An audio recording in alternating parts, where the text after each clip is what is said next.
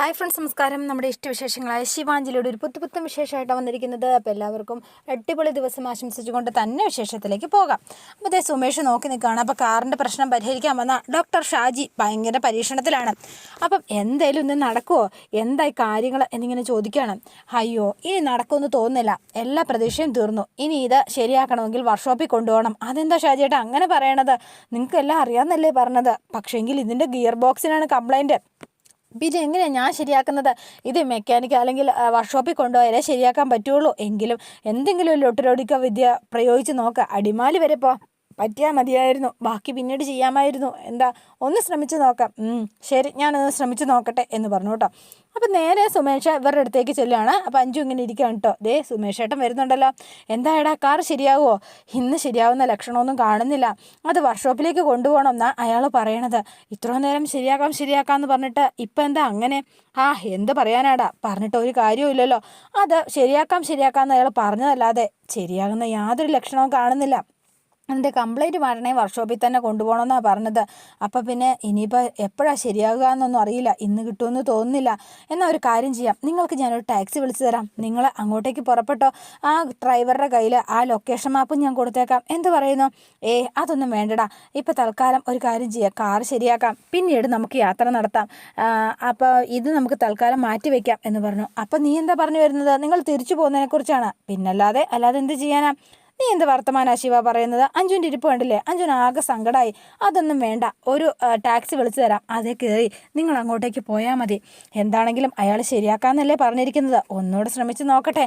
നടന്നില്ലെങ്കിൽ നമുക്ക് ആ ടാക്സി വിളിക്കുക തന്നെ ചെയ്യാം. അതിന് ഒരു മാറ്റവും വേണ്ട എന്ന് പറഞ്ഞു കേട്ടോ. അപ്പോൾ തന്നെ സുമേഷ് എന്നാൽ ശരി എന്നുള്ള മട്ടിലാണ് നിൽക്കുന്നത്. എന്താ അഞ്ജു, അതേപോലെ അത് മതി എന്ന് പറഞ്ഞു. അപ്പോൾ സുമേഷ് അങ്ങോട്ടേക്ക് പോയി. അപ്പോഴത്തേനും ശിവൻ എന്താ നമുക്ക് പോയേക്കാം, ആകെ വല്ലപ്പോഴും ഒരിക്കൽ കിട്ടുന്ന യാത്രയാണ്, അതും മുടങ്ങുമെന്നാണ് തോന്നുന്നത്. നിങ്ങൾ അന്നേരം വീട്ടിലേക്ക് പോകാമെന്ന്. ഈ വീട്ടിൽ എല്ലാ ദിവസവും ഇരിക്കുന്നതല്ലേ, 2-3 ദിവസം പുറത്തൊന്നൊക്കെ ഇറങ്ങാൻ കിട്ടിയ ചാൻസാണ്, അതും ഇങ്ങനെ നശിപ്പിക്കുമെന്നാണ് തോന്നുന്നത്. ഒരു കാര്യം പറഞ്ഞാൽ അതല്ല, കാറ് ശരിയായില്ലെങ്കിൽ പിന്നെ എന്ത് ചെയ്യും? സുമേഷേട്ടൻ പറഞ്ഞില്ലേ ടാക്സി വിളിച്ചു തരാമെന്ന്. പിന്നെ നിങ്ങൾക്ക് എന്താ പ്രശ്നം? മിണ്ടാതെ അവിടെ നിന്നോണം. എന്താണെങ്കിലും ടൂർ പോയിട്ടേ ഉള്ളൂ എന്നുള്ള തീരുമാനത്തിലാണ് നമ്മുടെ അഞ്ജു ഇരിക്കുന്നത്. അപ്പോൾ പിന്നെ കാണുന്നത് നമ്മുടെ ഭദ്രംപിള്ളയും മക്കളെയാണ്. അപ്പോൾ അരുണും വരുണും വീട്ടിലേക്ക് കയറി വരുവാണ്. അപ്പോൾ ലളിത വാതിക്കൽ തന്നെ നിൽപ്പുണ്ട് കേട്ടോ. അപ്പോൾ വാതിക്കൽ നിന്നപ്പോഴത്തേനും എന്തായി കാര്യങ്ങൾ? അനന്തൻ അവരെ ശരിക്കും പറഞ്ഞാൽ പിഴിഞ്ഞെടുത്തോ? എന്തായി? അപ്പോൾ ഒന്നും മിണ്ടാതെ ഭദ്രനകത്തേക്ക് പോയി. അപ്പം മക്കൾ പുറകെ വന്നു. എന്താ അച്ഛനൊന്നും മിണ്ടാത്തത്? അമ്മ കയറി വാ. അപ്പോൾ ഇവരകത്തേക്ക് കയറി വന്നു. എന്തായി കാര്യങ്ങൾ? നിൻ്റെ ആങ്ങളയ്ക്ക് ഒരു ചൂടും ചുക്കാന്തും ഇല്ല. അവനുണ്ടല്ലോ, ആ ബാലൻ വന്നത് പോലീസ് ജീപ്പിലല്ല, അവൻ സ്വന്തം വണ്ടിയിൽ കാറിലാണ് വന്നത്. അപ്പോൾ അവർക്ക് കാറായോ ഇല്ലയോ എന്നൊന്നും അറിയില്ല. പക്ഷേങ്കിൽ അവൻ വന്നത് മൊത്തം അവൻ്റെ കാറിലാണ്. ഇവന് പോലീസ് ജീപ്പിൽ പിടിച്ചുകൊണ്ട് വരാനുള്ള ചൂടും ചുക്കാന്തിയും പോലും നിൻ്റെ ആങ്ങളയ്ക്ക് ഇല്ലാതായി പോയല്ലോടി. ഇപ്പം അറിഞ്ഞിട്ട് എന്താ കാര്യം? എന്നിട്ട് എന്താ സംഭവിച്ചത്? അവർ എന്താ പറഞ്ഞത് എന്ന് ചോദിച്ചു. അവൻ വന്നത് വെറുതെ ഒന്നുമല്ല, കാറിലാണ് വന്ന് ഇറങ്ങിയെങ്കിലും അതിനുശേഷം അവൻ്റെ അനിയനാണ് കൊണ്ടിറക്കി വിട്ടിട്ട് പോയത് വക്കീലിനെ വിളിച്ചുകൊണ്ട് വരാനാ. അപ്പം എന്താണെങ്കിലും മര്യാദയ്ക്ക് പറഞ്ഞാൽ കേട്ട് ഇറങ്ങിപ്പോയില്ലെങ്കിൽ സ്റ്റേഷനിലാക്കും എന്നൊക്കെ പറഞ്ഞ് അരവിന്ദനൊന്ന് പേടിപ്പിക്കാൻ നോക്കിയതാണ്. അപ്പോഴത്തേനും അയാളുടെ വക്കീൽ വന്ന് കുറേ നിയമവും അതിൻ്റെ വശങ്ങളും ഒക്കെ പറഞ്ഞ് പുല്ല് പോലെ അങ്ങ് ഇറങ്ങി പോകേണ്ടി വന്നു. അപ്പോൾ പിന്നെ അരവിന്ദന് മറുവാക്കൊന്നും പറയാൻ പറ്റിയില്ല. ചുരുക്കി പറഞ്ഞാൽ എല്ലാം ചമ്മി നാണം കേട്ട് തിരിച്ചു പോന്നു എന്ന് പറയുന്നതായിരിക്കും ശരി അല്ലേ? എല്ലാവരുടെയും മുൻപിൽ നാണം കേട്ടിട്ട് തൊലി ഉരിഞ്ഞോ നിങ്ങളുടേത് എന്നിങ്ങനെ ചോദിക്കുകയാണ് കേട്ടോ. ഇനിയിപ്പം ശരിക്കും പറഞ്ഞാൽ അങ്കിളിനെ വിശ്വസിച്ചിട്ടൊന്നും കാര്യമില്ല, നേരിട്ട് ചെന്ന് അതിനകത്ത് ഇടപെടുക ചെയ്യേണ്ടത്. അവരെ വലിച്ചിറക്കി പുറത്തോട്ട് വിടാച്ച എന്ന് പറഞ്ഞപ്പോൾ വേണ്ട, ഇപ്പം തൽക്കാലം ഇതൊന്നും ചെയ്യേണ്ട, നമ്മൾ എന്തെങ്കിലും ചെയ്താൽ അത് നമുക്ക് തന്നെ വിനയാവും. ഇപ്പം നമ്മൾ പോലീസ് കേസ് കൊടുത്ത സ്ഥിതിക്ക് ഇനി അനങ്ങാതിരിക്കുന്നത് നല്ലത്. എന്താ സ്ഥിതി എന്ന് ആലോചിക്കാം. ഇനിയിപ്പം നിങ്ങൾ ചെയ്യുന്നുണ്ടെങ്കിൽ അത് വ്യക്തമായി അറിഞ്ഞതിന് ശേഷം വേണം. അവരെത്ര നാളത്തേനാണ്? അവർ സ്ഥിരകാലത്തേന് ഇവിടെ താമസത്തിന് വന്നതാണോ, അതോ ഇനിയിപ്പം ഇവിടെ അവർ കുറച്ച് ദിവസമേ ഉള്ളോ, എന്തെങ്കിലും ആവശ്യത്തിന് വേണ്ടി പൂജയോ മറ്റോ നടത്താൻ വന്നതാണോ എന്നൊക്കെ അറിഞ്ഞിട്ട് വേണം എന്തെങ്കിലും നീക്കം നടത്താനായിട്ട്. അതിനിപ്പോൾ എന്താ ചെയ്യുക? എന്താ ഒരു വഴി? വനജയായിരുന്നെങ്കിൽ കറക്റ്റ് പറഞ്ഞേനെ. പക്ഷേങ്കിൽ അവൾ കാനഡയിലായി പോയില്ലേ. അത് തന്നെയല്ല, അവളോട് ചോദിച്ചാൽ അവൾ സത്യവും പറയില്ല. അവരവരുടെ പക്ഷത്തല്ലേ നിൽക്കുകയുള്ളൂ. അതെ, എന്നാൽ പിന്നെ ഒരു കാര്യം ചെയ്യാം, നമുക്ക് സുധാപ്പച്ചി അങ്ങോട്ട് പറഞ്ഞു വിട്ടാലോ? അത് കൊള്ളാം. സുധാപ്പച്ചി ആവുമ്പം ഡാഡി പറയുന്നത് പോലെ തന്നെ ചെയ്യുകയും ചെയ്യും. അത് ശരിയാ. എങ്കിൽ പിന്നെ നാളെ തന്നെ നമുക്ക് സുധയെ അങ്ങോട്ടേക്ക് പറഞ്ഞു വിടാം എന്ന് പറഞ്ഞു. അപ്പോൾ ഇവരിങ്ങനെ അത് പ്ലാനിട്ട് ഇങ്ങനെ നിൽക്കുകയാണ്. ദിവസം അവരെ ഇവിടെ നിൽക്കാൻ അനുവദിക്കരുത്. കാരണം നാട്ടുകാരുമായിട്ടും കരയോക്കാരുമായിട്ടും ബാക്കിയുള്ളവരുമായിട്ടും ഒക്കെ ശരിക്കും പറഞ്ഞാൽ അവർ ചങ്ങാത്തം കൂടിയാൽ അത് പ്രശ്നമാണ്. അക്കാര്യം ഓർമ്മ വേണം. കൃഷ്ണേട്ടനുമായിട്ട് ഇപ്പോഴും സ്നേഹവും ബന്ധമൊക്കെ ഉള്ളവർ കുറച്ച് പേര് ഈ നാട്ടിൽ ഇപ്പോഴും ഉണ്ട്. അതുകൊണ്ട് തന്നെ നമുക്ക് അവരെ അടുപ്പിക്കാതിരിക്കാൻ വേണ്ടി പ്രത്യേകം ശ്രദ്ധിക്കണം. അല്ലെങ്കിൽ അത് നമുക്ക് തന്നെ വിനയാകും. അപ്പോൾ പിന്നെ നമ്മുടെ ഷാജി ഡോക്ടറെയാണ്. അപ്പോൾ ഡോക്ടർ കാർ നന്നാക്കിയിട്ട് ഇല്ല, ഒരു രക്ഷയില്ല, ഇനി ഒന്നും ചെയ്യാൻ പറ്റില്ല, ഇതിനെ വർക്ക്ഷോപ്പിൽ കൊണ്ടുപോകാൻ മാത്രമേ നിവൃത്തിയുള്ളൂ. ആഹാ, എന്നിട്ട് ഒരു പ്രശ്നമില്ല, ഇതിൻ്റെ ഗിയർ ബോക്സ് പോയത് തന്നെയാണ് എന്ന് പറയുകയാണ് കേട്ടോ. അപ്പോൾ പിന്നെ നിങ്ങൾ ഇത്ര നേരം ശരിയാക്കി തരാം എന്ന് പറഞ്ഞ് ശരിയാക്കാൻ തുടങ്ങിയതല്ലേ, അറിയത്തില്ലെങ്കിൽ അത് പറയണം. എൻ്റെ പൊന്ന് സുമേഷേ, നീ എന്നെ ജോലി അറിയാത്തവനാക്കല്ലേ.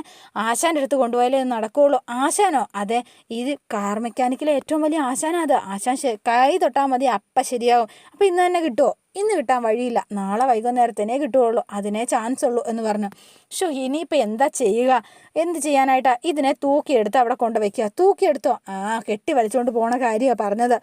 ഇത് വല്ലാത്ത കഷ്ടമായാലും.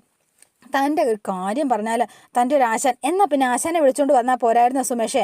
ആശാന് ഭയങ്കര തിരക്കല്ലേ, എങ്ങനെ വിളിച്ചുകൊണ്ട് വരാനാ? പറഞ്ഞിട്ടൊരു കാര്യവുമില്ല. ശരിക്കും പറഞ്ഞാൽ ഞാൻ പെറ്റിട്ടത് തന്നെ കാറിലാണ് എന്നിങ്ങനെ പറയാൻ കേട്ടോ. എന്നിട്ട് എൻ്റെ കാർ മെക്കാനിസത്തെക്കുറിച്ച് നിങ്ങൾ അപമാനിക്കുന്നതൊക്കെ പെറ്റിട്ടത് കാറിലാണെന്നോ? താൻ എന്തൊക്കെയാണോ ഈ പറയണത്? ഇത് തൻ്റെ കുടുംബസ്വത്താണോ എന്നിങ്ങനെ ചോദിച്ചു. അല്ലെന്നേ, അങ്ങനെയല്ല, എൻ്റെ അമ്മ പ്രസവവേദന എടുത്ത് പോയ സമയത്ത് ഞാൻ കാറിലാണ് പ്രസവിച്ചത്. ആരത്തെ കരച്ചിൽ പോലും എൻ്റെ കാറിലായിരുന്നു. കാറ് കരച്ചിലേ.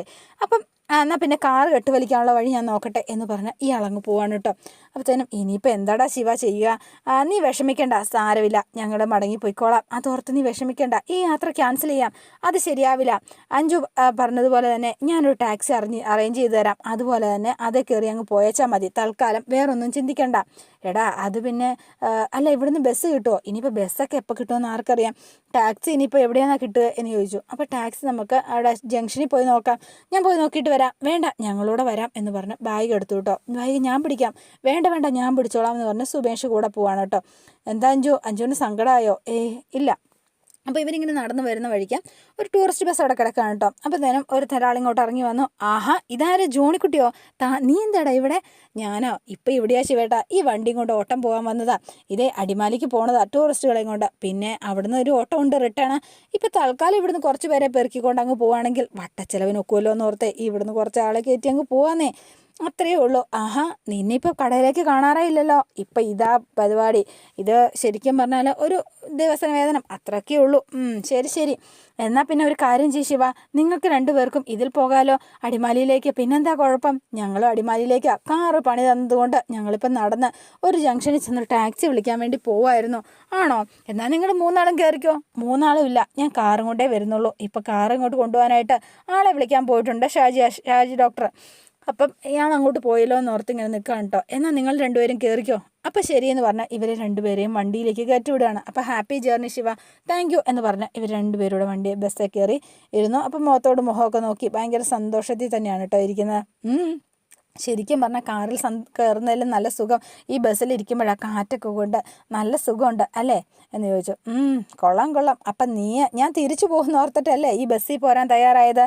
ആണോ എന്ന് ചോദിച്ചാൽ ആണെന്ന് പറയാം, അതായിരിക്കും സത്യാവസ്ഥ. കൊള്ളാം നീ ആള്.